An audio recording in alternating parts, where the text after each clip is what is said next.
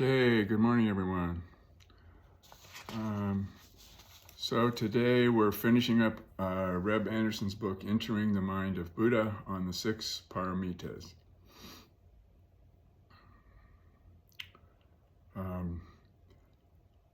So I didn't know that we would have Linda here today, so I guess I could give a little bit of a summary of the whole book, but I'd have to be pretty brief because the last part of the last chapter, which we're doing today, does, with my analytical mind, it'll take some time. So, but basically, I just want to express my devotion to Reb because he so deeply expresses the devotion to the way of the Bodhisattva, the deep understanding of the deep intimacy that we have with all beings and that relieves all suffering according to the Buddha's teachings.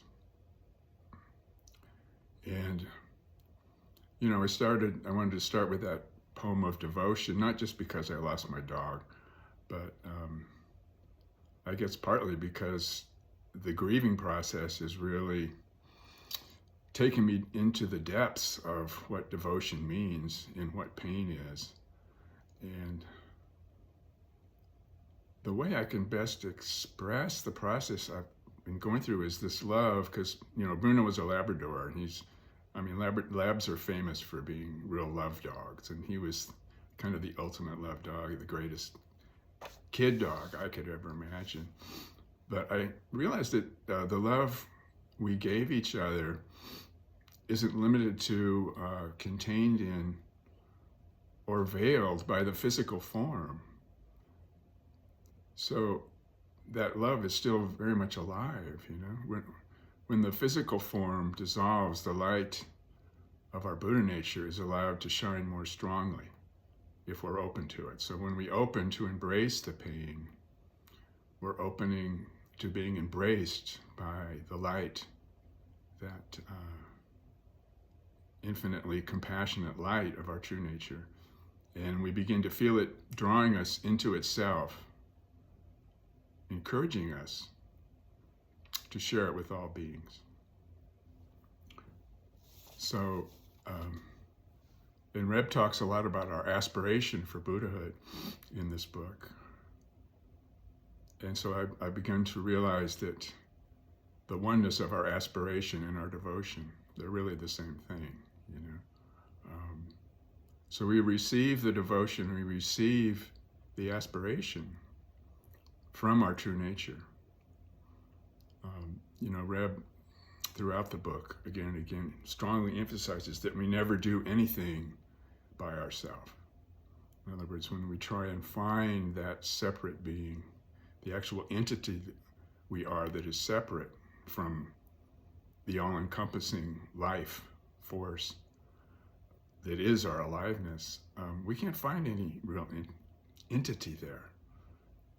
And Thich Nhat Hanh, the other master we're studying, said that we are one with everything in the whole universe, completely, except for one thing, and that one exception is a separate self.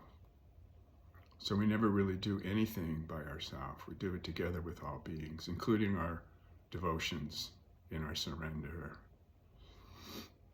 in our aspiration. We're receiving the aspiration, the devotion, and the surrender, the spirit of surrender, from our Buddha nature.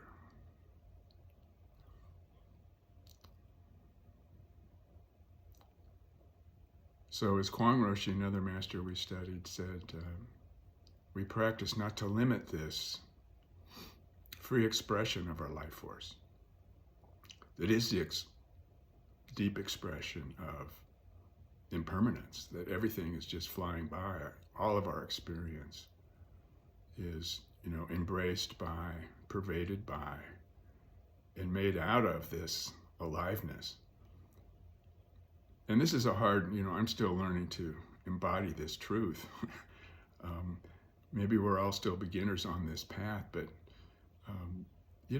great teachers like Reb, inspire us to be open to any possibilities, this vast openness. When we begin to realize that this vast openness and unconditional acceptance of all of life is what we actually are, then we feel inspired to want to share it with all beings. We begin to notice gaps in our experience, space around our experience, gaps between our thoughts, and the inherent peace is allowed to shine in our experience and through our experience, not grasping or turning away. So that spirit of not grasping and not turning away is what really allows us to be open to life, and to welcome, as he says, generosity is the ability to be welcoming to all of our experience. And this is one of the things that really helped me reading this book a couple times now, is learning to be generous and accepting and compassionate with our inability to be generous and compassionate and accepting in our daily life, So there's always, as he says, the opportunity to be generous when we commit and be careful to notice when we're not being compassionate, when we're not being generous and patient with ourselves. So we learn that to be concentrated and to support our wish for Buddhahood, our aspiration to save all beings from suffering,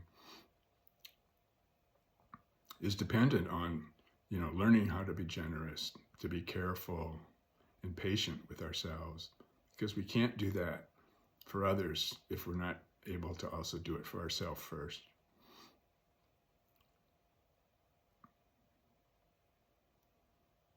So we learn to welcome our life, learn to embrace the pain. And in that process, we learn to, and we act in our actual experience, the true test of reality is our experience, not our theorizing about things. We learn to feel welcomed and to feel embraced by our true nature, by this aliveness that we are. So, in this very last part of the chapter on the perfection of wisdom, he talks about the Heart Sutra, the Prajnaparamita Heart Sutra, which, it can easily be thought of as not being devotional, but is more analytical or even nihilistic. And I like the translation that says that all things, all our experience, are expressions of emptiness. So emptiness means, it's not like an empty glass, Emptiness means empty of all limitations, empty of all concepts, but it also means the freedom from all concepts, from being confined in our thinking, limited by our ideas of being a separate self. So it's very much in line with Thay's teaching that we are part of everything in the whole universe, except for one thing, a separate self. So this Heart Sutra is really saying that all things have no own being. They don't exist by themselves, which includes our thinking. Our thinking isn't what we think it is. Explore the experience of thinking. You can't find any actual individual thoughts. There's just thinking. There's just energy moving, impersonal energy fragments moving. So this, I know this is hard to stomach,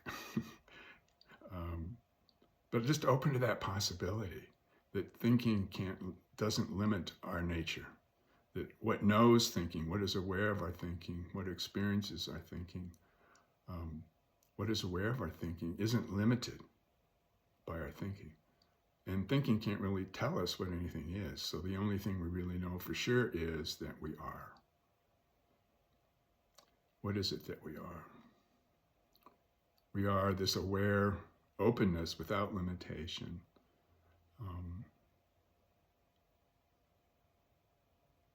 And the great masters will tell us that this, our true nature, it's not affected by our experience, but it embraces all of our experience and it's the source of all our experience, but it's not affected or stained by anything arising within it.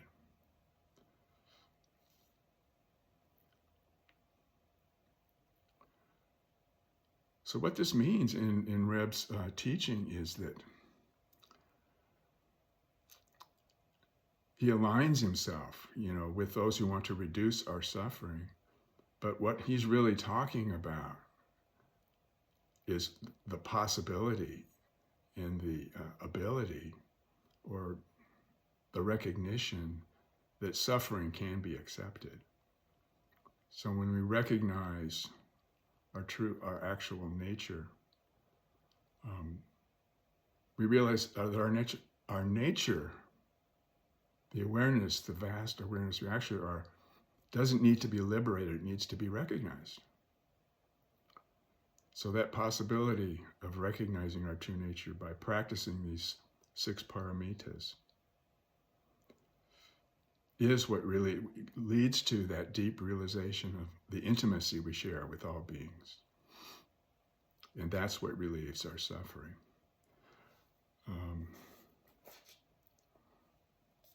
He talks about wholeheartedness.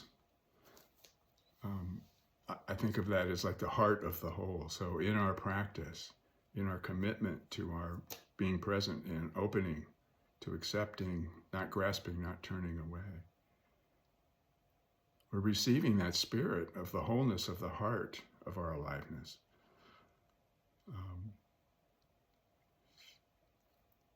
So that's the most intimate experience we have. He says on the bottom of 110 on wholeheartedness, he says, superficially, we might think that we are not fully engaged or that we have a choice about being fully engaged in caring for beings. This way of thinking is samsaric. In other words, it's worldly and it's based on our duality, our beliefs and our separateness. In reality, we are always deeply and wholeheartedly caring for all beings. By wholehearted, I mean deep and intimate engagement with each and every being. This is the peaceful world of perfect wisdom. Our real relationships are deep, but we often cannot see how deep and wholehearted they are. When we look half-heartedly and we see things in that way, we are more or less nesting in an abode. But when we are nesting, we can notice we are nesting and confess it. So another major part of his teaching is that we can melt the root of our resistance by confessing our half-heartedness. Our half-heartedness is, I think, for me, basically, is when we slip into the grasping and turning away. But we can be aware of that, and are being careful and being open, and just open to the possibilities of melting that root of our resistance by coming back, remembering our aspiration.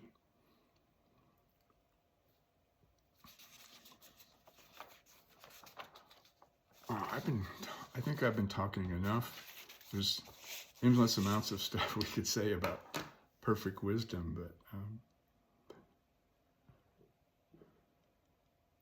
wisdom that leaps beyond wisdom, he says, beyond all ideas of the wisdom, and is that wholehearted, the wholehearted spirit of Buddha's awakening when he says, I and all beings together attain the way. That's the expression of perfect wisdom, and it also is the expression of the deep intimacy we share with all beings. So,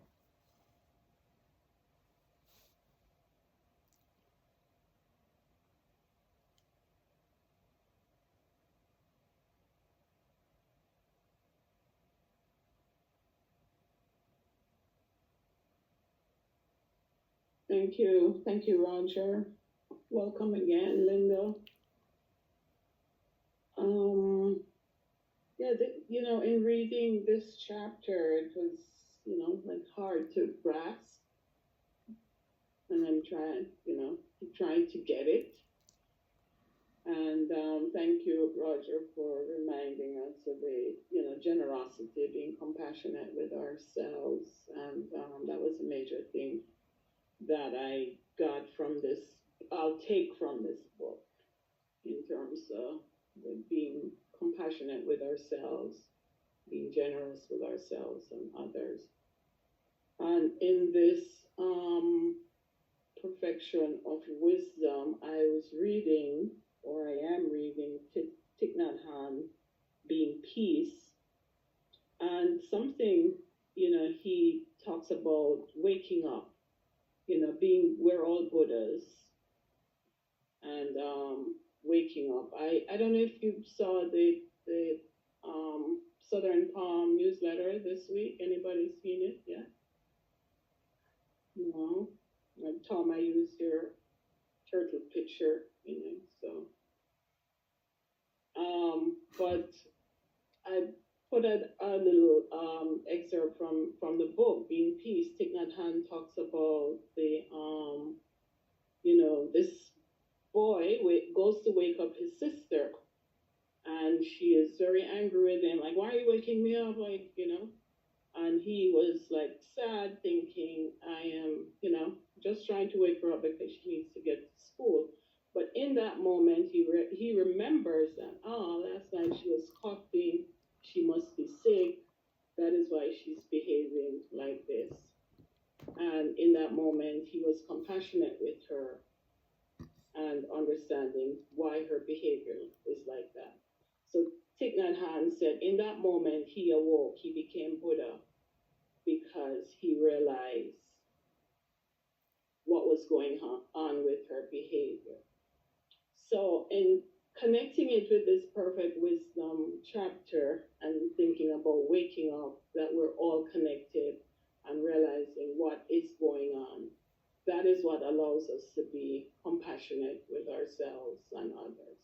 As we begin to realize that we're all connected and why people behave the way they behave, through our practice, we begin to be more aware, and it allows us to be more compassionate.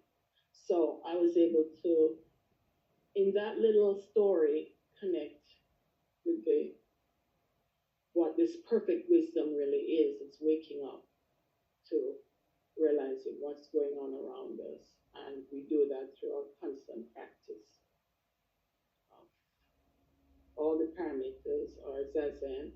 It allows us to wake up. Mm-hmm. Yeah, and a big part of that, thank you, Claudette, is recognizing and being open to the compassion that comes to us from our true nature, that we're receiving it. And, the more space we put around or allow to be recognized, the more we realize we have a deeper view of ourselves and others, that everything is being showered with this compassion.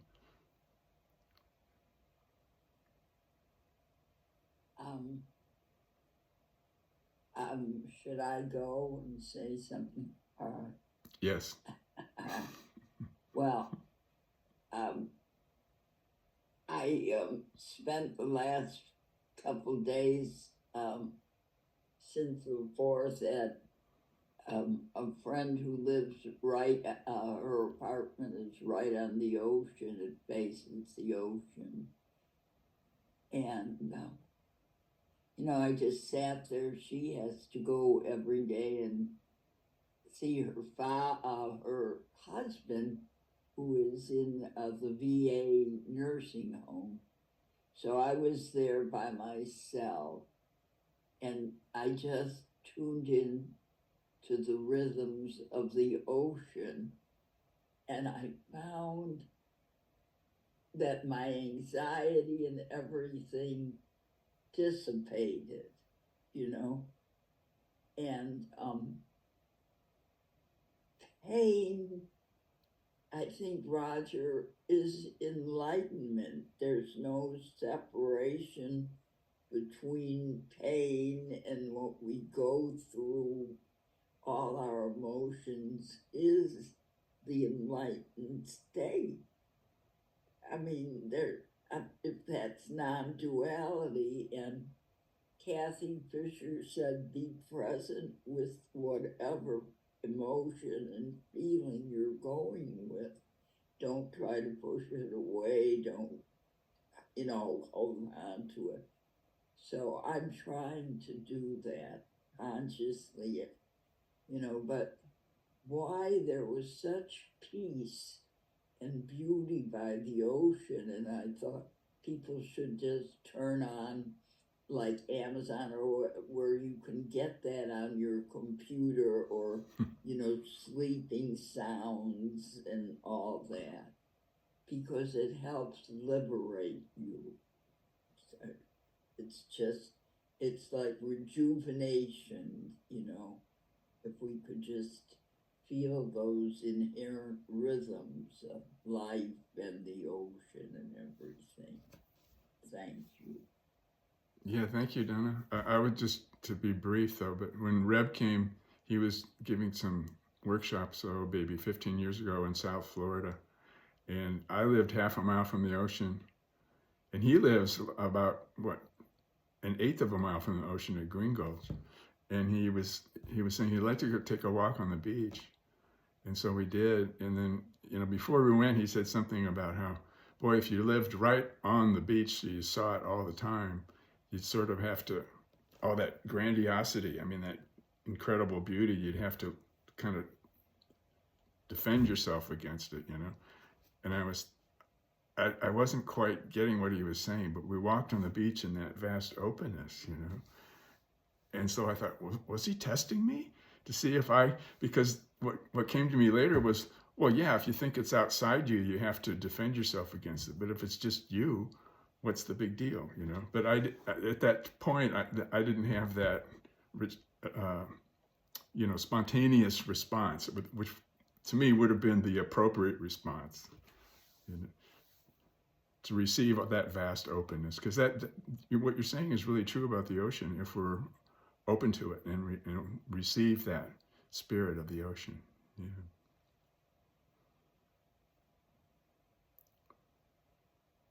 Thank you, everyone, and welcome, Linda. So I feel like, all of this idea about Linda joining us and so forth happened when we were sitting together one day on a Wednesday, and she raised this idea of wisdom, and I tried to mumble through a couple things from the book and realized the vastness of the idea of it. And then I thought, well, maybe it's just better to just appreciate this moment, that this is arising right now, and that there are countless extensions of the question of the moment and all of that, as with the ocean. So I very much appreciated what everyone has said so far this morning. My takeaway from this chapter is that truthfully, I have not finished it because it's dense and I had a lot of stuff going on. But I opened up the chapter to see, what else do I have to cover, and how am I going to study this, and what did I miss, and all this. And I opened it up to this section right here. Wisdom contemplates conventional truth in a thorough, wholehearted way. In the wholeheartedness of their practice, bodhisattvas embody the pivoting of conventional and ultimate truth. When we practice with conventional truth through the 6 practices of the paramitas, we open to ultimate truth. Opening to ultimate truth without thorough study of conventional truth at the same time is not healthy wisdom. It is a kind of insanity.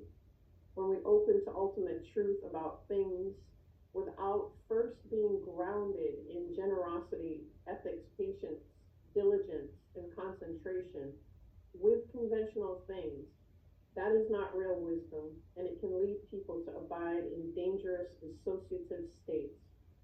If we care for our stories through these 6 great heroic paramita practices, and we are kind to our stories, not only for ourselves, but also for the welfare of all beings, then as we look at conventional truth, we can open to the possibility of realizing the ultimate truth of these conventional things. So, thank you, universe, for giving me the crib notes immediately and reminding me. The other day I was talking to Raj, and he said something that, in the way in which he said it, I just had not even, I don't even know what to say about it. But he said something, and he helped me with the quote directly, but ultimate truth or ultimate reality can take hyper-local form and focus in any way it chooses. So all of this, I can open the book with the intention to be a good, kind student, and there it is. What I do in my daily life, in my conventional study of public health and whatnot, includes all of these practices, as long as I remember there's an effort that is required.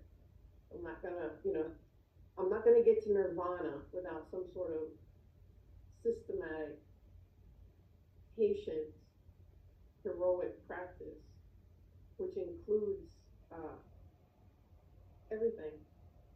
So, I don't know. Anyway, that was my takeaway. Thank you all so much. And Linda, thank you for showing up and being brave, because this is probably like the hardest chapter in the book, in the entire concept of Zen, and we're at the end of it. So I honor your heroism.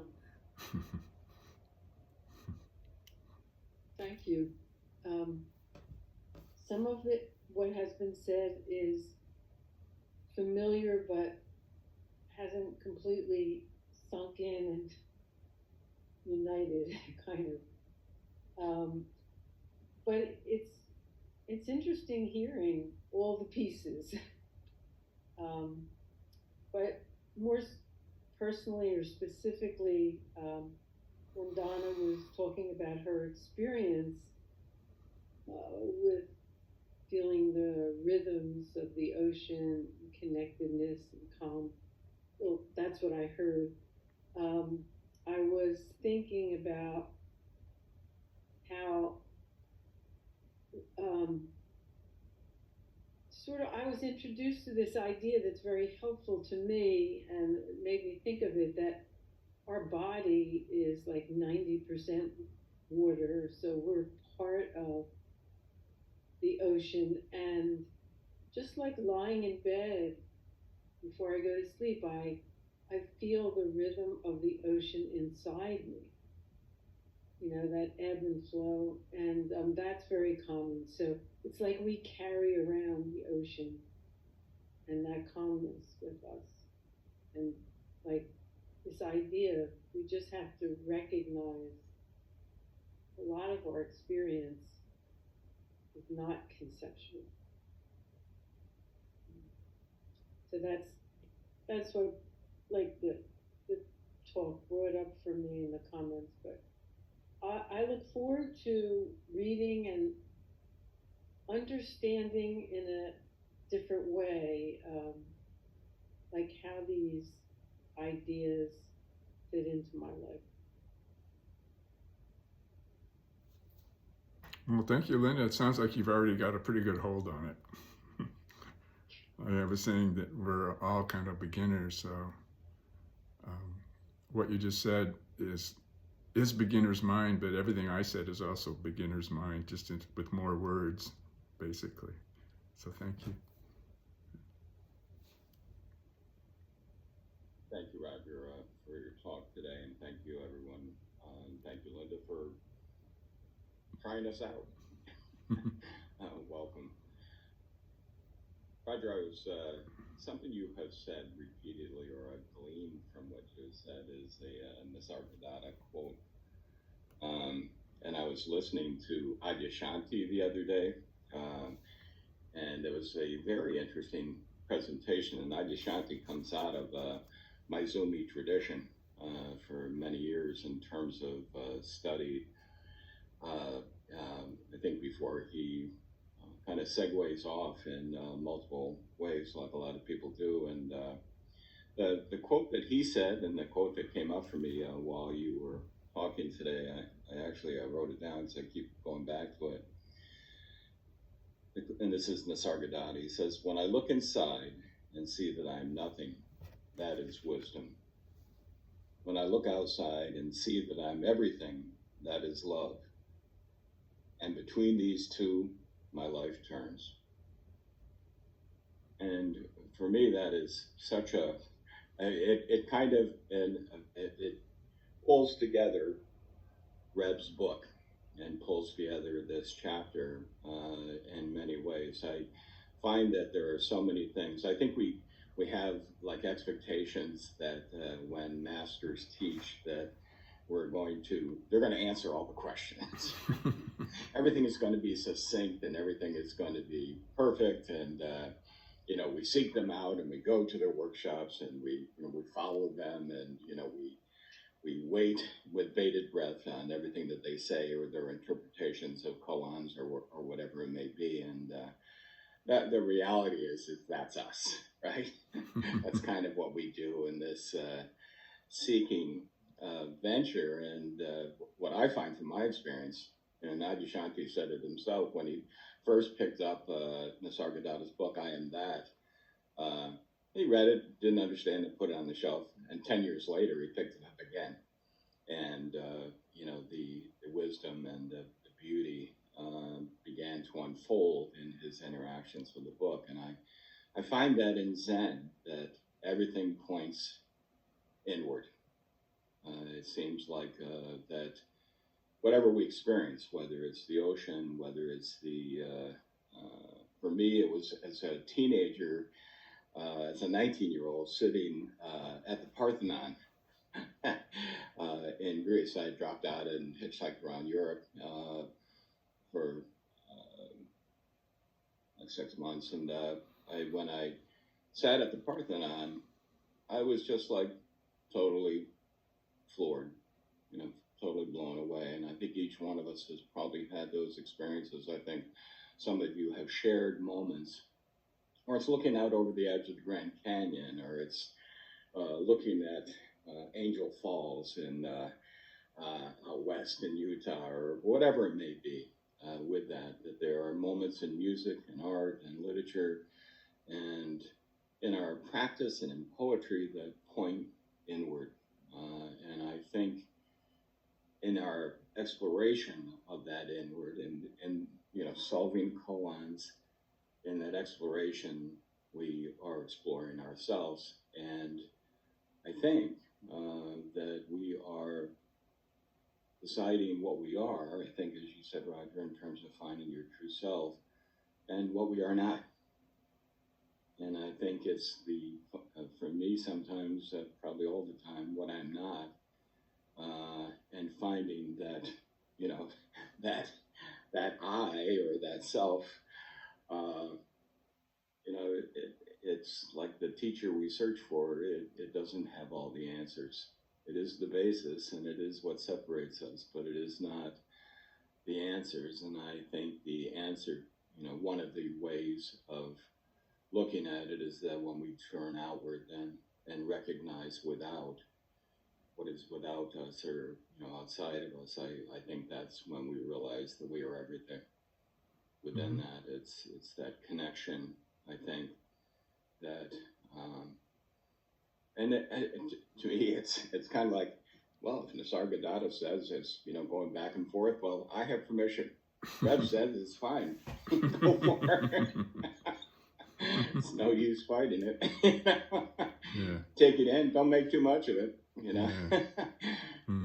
Cling, but only cling for a short time, because it'll quickly come out of your hands as fast as you try to wrap your hands around it within that. And I think that is permission, I think, to be able to live and to enjoy and to recognize with awareness, with awareness. And I think it also at the same time, and something I've been reading recently this week, is that it comes with great, I think it becomes with great awareness of suffering and others' suffering. It's probably a good segue for me into the Vasubandhu Three Natures book, because I think it is more of a community context. And I think that community of what is outside us, it brings great responsibility, I think, with it. Because I think we, if I can paraphrase some of the things we've done in this group, we have struggled with this notion of what is enough.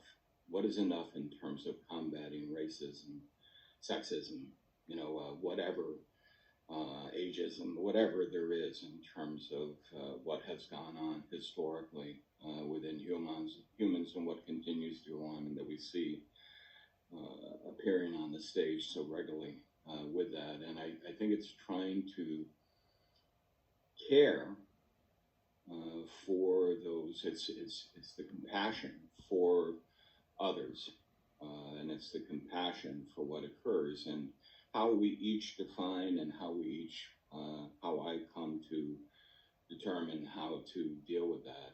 But it is with a clear recognition of it. It is not looking the other way, and it is not solipsistic, and it is not explaining it away in any way. And so for me, that's an important, I think, part of that seeking. And it's, Rebs said it, Nisargadatta says it, Ramana Maharshi said that it's partially in the effort that we make and the steps that we take in terms of our study with that, and I think realization and how we then demonstrate that and bring it into our own personal experience. So thank you for your talk. Greatly appreciate it. Yeah, thanks, Tom. That was beautiful too. I remember Adyashanti gave a course on Nisargadatta about 10 years ago, an online course that I took. And he did use that quote. And, the turning between the wisdom and the devotion and the love, that is the full expression when we really commit to that and are willing to be open to that. Notice how he didn't say, I turn between the two. He said, my life turns between the two. So it's the receiving of that life force. And that's the receiving of that's our aspiration. It's like he says in the lotus plant, it's the wisdom flowers through the commingling of the light in the mud, of the lotus fully entering the mud and embracing the mud, that kind of thing. But yeah, so it doesn't answer the questions, it opens up more questions, but then we don't grasp the thoughts. Like he says, bodhisattvas are always thinking. There's the permission to think that also, but they don't grasp their thoughts. They just calmly offer them as gifts, and they give away the bliss. And for me, giving away the bliss, not holding on to it, is also the opportunity to give away the grief, fully embody it, but don't hold on to it, and offer it for the welfare of all beings. I have a question, Raj, for you. Because you've studied this book and have been so close to Red, and I often struggle with this. So it is this question of the middle way. The question is, what is the role of training, systematic, precise training in Zazen and the Dharma Sutras and so forth, in this apparition of wisdom? Because I often struggle with this.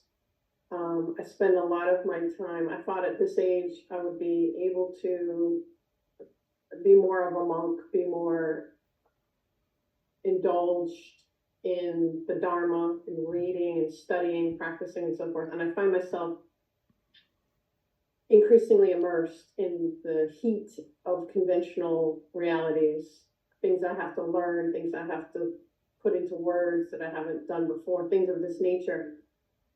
And it's a struggle for me, honestly, because in my experience with practicing with Red, oh, I can come at this like, oh, everything's great. We already got it. It's inside me, all loosey goosey. Hey, Nirvana's on the way. No, no, no.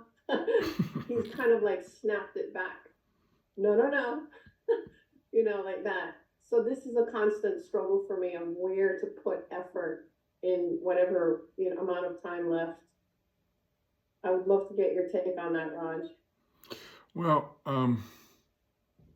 my experience, and this is what I've heard from other teachers more advanced, sort of higher up the mountain, is that the longer we stay committed through whatever type of training, what it means to us,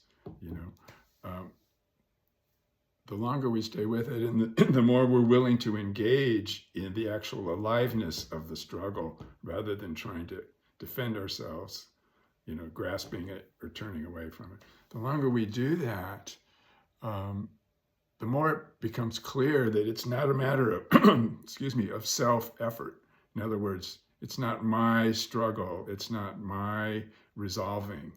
It's like it resolves through that recognition that we are the others. It's not like there are no others, although in some way there are no others, but we are the others. That's the love, that's the love and the devotion, that we are and so that's where because I've always been kind of a hermit, so that's where the training for me is, in learning to not get stuck in ideas of training, not disciplining thoughts or feelings. We don't need to discipline them. Knowingly let them go wherever they want to go, So to engage in the struggle, be open to the aliveness of it without grasping the thoughts about it, And taking care of yourself, getting the rest you need. Thank you, Raj. Somebody came to pay her condolences. Oh. Grandpa came to tell you Yeah. she likes you, she loves you. Blessings to Bruno. She's a result of Bruno. Yeah. Thanks. I would just like to say this, that you are a monk, Deb, and everyone is. Not to separate being a monk from living in this world. The two are together in my mind. And I knew I couldn't be a separate monk years ago, go and do all the rituals. But I thought of myself as a secular monk, living monk-like principles in my head, but living in the world, but I feel that devotion and, all those things without being a formal monk. And I think all your struggles and everything are part of the practice. It's all practice to me. Thank you.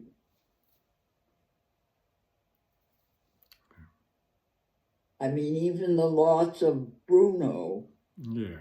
that, you loved someone, even though it wasn't in human form, it's still, loss. Yeah. Like when my girlfriend died, that's painful. Mm-hmm. Yeah, he was like a divine gift of love, And what's, like I said, I think early in the talk, it's still there. I mean, it's like the physical form is gone, but now it's time to move on beyond that. So I'll get another dog and hopefully he'll be the same. Or she, but probably not. Yeah. So I just wanted to respond to what Deborah was talking about. It sounds to me like actually, Roger, your response was that really, I'm very puzzled by the word effort. It sounds like, no, there's no effort. There's only maybe like recognition or acceptance. But then again, like, isn't effort a kind of like energy of attention? So effort is just, it's like everything. It can go either way. Yeah. It can be interpreted as Yeah. struggle or freedom, really. Mm-hmm. Mm-hmm. But I Yeah. guess when I practice or when I listen to teachers, I hear that word a lot, and it's really kind of confusing because it's in like different contexts, like just like no effort, just being, or effort as in maybe like attached to the idea of intention. So these are the Mhm. questions that come up for me. Yeah, again, I don't have the answers, but one way of resolving it and that I've kind of gained some insight into what I'm trying to do with that question of effort, is to like be open, like we've been talking about, and receive the spirit of the doing and embody that spirit of the doing, so that there's no, that just the activity itself, and just not the physical activity, but the emotional activity, the cognitive activity, offer it all, embody it and offer it all, and don't cling to ideas of being the doer. And for me, when I realize that I'm sort of surrendering to that, there's a joy to whatever I'm doing. And there's some Christian monk teachers that said they don't want to just sit there. They'd rather do Samu. I always resisted Samu, the work stuff, but I'm learning not to be so resistant to it. But to the notion of doership is bondage, of personal doership is bondage. But the freedom of not being the doer enables the freedom to fully embody the doing that can be. So the question, the issue comes down to, it's who's doing the doing. Where is the separate self that's doing the activity? And when we are stuck in the idea of being the doer, then we're susceptible to all kinds of judgments and resistances and problems that come up. I'd like to add a koan. I think of it as a koan from the chapter on joyful effort, which is one of the heroic practices, and this is how it starts.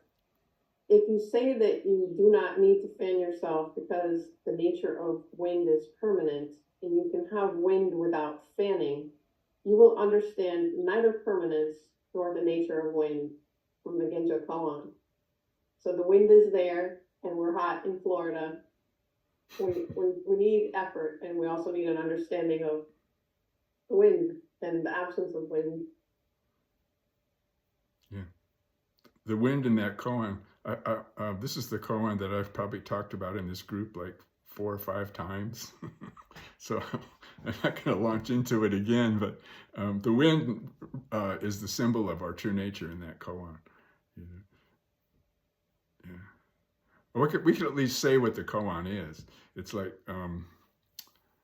so the monk comes to the master, and the master's fanning himself on a hot day, and he says, "Master, why don't you realize the nature of the wind is permanent and penetrates everywhere? Why do you need to fan yourself?" And the master says, "Although you understand that the nature of the wind is permanent intellectually, you don't yet understand the meaning of it penetrating everywhere." And the monk says, "What is the meaning of it penetrating everywhere?" And he fans it, and the master's response is fanning himself. So I have a little more extensive commentary on that than Reb put in the book, but because for me it's just penetrating everywhere means penetrating body and mind totally, thoroughly. The wind penetrates every ounce of your being, is made of every ounce of your being, and it's doing the fanning, me. So.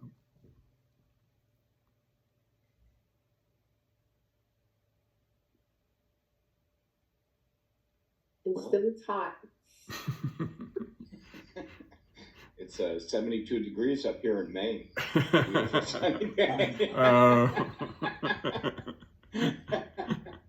There's a great song from years ago by Gogi Grant, The Wayward Wind, if anyone ever has heard it. The wayward wind is a restless wind. It's a restless wind that yearns to wander. And he or she was born the next of kin to the wayward wind. Yeah. Good. Wow. Sorry, here, Claudette's coming back in. There she is. Yay! Roger, do you It's have been a... wonderful having Linda, and Linda, you've got a lot of, awareness of all this stuff. You do. Yeah. I guess I'll uncover that as time goes on. We're all still uncovering it, yes. And just so everyone knows, I have to leave in a minute here. I have a meeting this morning, but I did leave messages for Jeff and send him the link and so forth. I haven't heard from him. I'll check on him again and make sure he's okay. I hope everything's all right with him. Donna, if you could reach out to him as well too, he should have the link and invite him to visit whenever he's able. I have to call him about him sending me stuff, so I will reach out to him. Okay, great. I didn't make contact with him after that initial chat we had. Well, thank you, Deborah, for suggesting and inviting me to this group. I was just the conduit. It emerged from the collective. Yeah. And you're most welcome. Thanks to everyone then. And I don't want to take up a lot of time and maybe afterwards, but are we supposed to be reading something for the future? Have you picked something out? Yes. The Ben Connolly book, the three natures, right, Tom? That's correct. And I'm going to be sending out, and if I could get your email address, Deborah, if you could forward that to me, or Linda, if you can, so you don't have to take my email address right now, but if you can forward me that, I'll get you the schedule and the names of the book that we're going to be working with, as Donna just said, Vasubandhu's Three Natures and Ben Connolly. And then, but we're also on the alternate weeks, as I'm sure Deborah has told you, we're working with Thich Nhat Hanh's book, Touching the Earth. So we go between a talk and a meditation, and it's, again, from my interpretation, it's up to your own creativity as in terms of what you do with it and how you do it with that. So and again, we would place you, if you're interested in being part of the group here, we would place you on the schedule far in, so you had to get your feet wet along the way here to do that. So if I can get your email somewhere along the way. Okay, I did put it in the chat if you have. Okay, fantastic. And you have the link. I sent you the link, Linda, so Tom's email is on there as well. And it's the same link all the time? Yeah, I send a link. I send it, sometimes I send it and sometimes I don't. But I correct it, and you'll get an email message each week reminding you of, reminding everybody of what we're doing. And right. Is it necessary to respond in advance about if you can't make it or anything? Out of courtesy, I mean, we usually say something if we know we're traveling. If we aren't going to be here, it's primarily courtesy. But things come up again. I mean, it's just that I will be traveling and I won't know where I'm going to have internet for the next 3 weeks. It's very possible I will, but I don't know. Yeah, no, that's again. Goes with the territory, so that's I think speak for everybody in terms of we're pretty flexible so far Deborah wants us to get more rigid and to wear our robes and to have full rituals and everything, but I'm teasing because a part of me wants that too.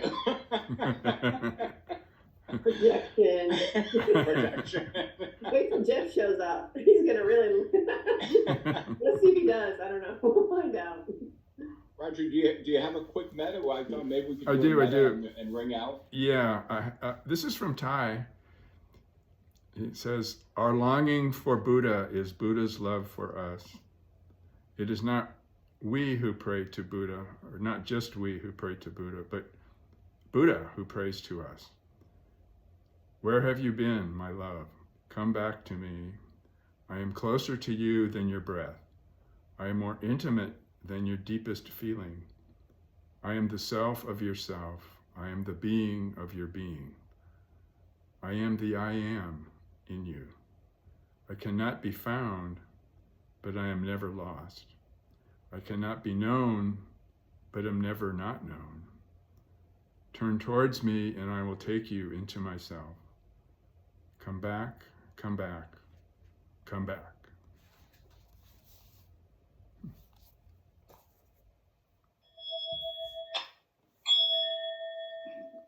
Sentient beings are numberless, I vow to free them. Illusions are inexhaustible, I vow to transform them. Reality is boundless, I vow to perceive it. Enlightened ways unsurpassable, I vow to. Sentient beings are numberless, I vow to free them. Illusions are inexhaustible, I vow to transform them. Reality is boundless, I vow to perceive it. Enlightened ways unsurpassable, I vow to embody it.